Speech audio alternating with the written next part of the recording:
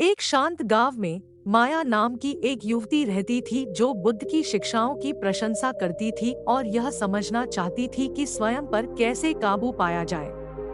माया ने गांव के एक बुद्धिमान बुजुर्ग योगी देव से आत्मनिपुणता प्राप्त करने के लिए मार्गदर्शन मांगा। योगी देव ने आत्मनिपुणता पर बुद्ध की शिक्षाओं का ज्ञान बताने के लिए एक कहानी साझा करने का निर्णय लिया। पास के एक गांव में अर्जुन नाम का एक कुशल धनुर्धर रहता था, जो धनुष और बाण से अपनी सटीकता के लिए जाना जाता था। अर्जुन से प्रेरित होकर करण नाम के एक युवक ने उनके जैसा असाधारण तीरंदाज बनने के लिए प्रशिक्षण मांगा। अर्जुन ने अपने मन पर काबू पाने के महत्व को पहचानते हुए बुद्ध की शिक्षाओं से प्रेरित एक महत्वपूर्ण पहलू पर जोर दिया। उन्होंने करण से कहा, एक सच्चा तीरंदाज बनने के लिए आपको सबसे पहले अपने दिमाग पर काबू पाना होगा। सिर्फ लक्ष्य को भेदने पर ही ध्यान न दें, बल्कि अपने आंतरिक विचारों और भावनाओं को समझने और नियंत्रित करने पर भी ध्यान दें।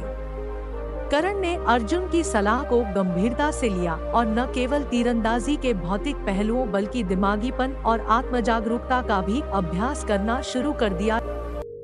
जैसे जैसे वह आगे बढ़े, करण को एहसास हुआ कि आंतरिक शांति प्राप्त करने से लक्ष्य को सटीकता से हिट करने की उनकी क्षमता में सुधार हुआ है। करण के विकास को देख रहे अर्जुन ने बुद्ध की गहन अंतर्दृष्टि को साझा किया।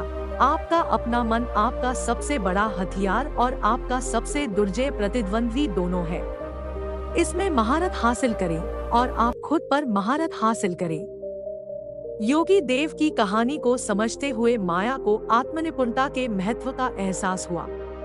उसने सीखा कि खुद पर महारत हासिल करने की यात्रा एक अनुशासित और जागरूक दिमाग विकसित करने से शुरू होती है। शिक्षाओं से प्रेरित होकर माया आत्मखोज और महारत हासिल करने के अपने रास्ते पर निकल पड़ी।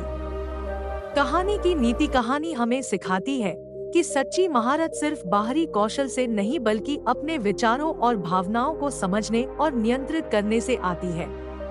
अपने मन पर नियंत्रण करके हम आंतरिक शांति और संतुलन प्राप्त कर सकते हैं, जिससे जीवन के विभिन्न पहलुओं में सफलता मिल सकती है। बुद्ध की शिक्षाओं में एक महत्वपूर्ण सिद्धांत है, खुद पर ध्यान दो, लोगों पर नहीं। यह अर्थ है कि हमें अपने अंदर की स्थिति पर ध्यान केंद्रित करना चाहिए, बजाय कि दूसरों की आलोचना करने का। बुद्ध ने सिखाया कि सच्ची साधना और समृद्धि अपने अंदर के माध्यम से होती है। जब हम अपने मन की शांति और सुख की कल्पना करते हैं, तो हम अपने आत्मविकास में सफलता प्राप्त कर सकते हैं। यह सीख हमें यह बताती है कि अगर हम अपने अंदर की दिशा में प्रतिबद्ध हैं और अपनी मानवीय गुणधर्मों का पालन करते हैं, तो हम अपने जीवन को सफलतापूर्वक मार्गदर्शित कर सकते हैं। इस सिद्धांत का अनुसरण करना हमें अपनी आत्मा की ऊंचाइयों की दिशा में आगे बढ़ने में सहारा प्रदान कर सकता है।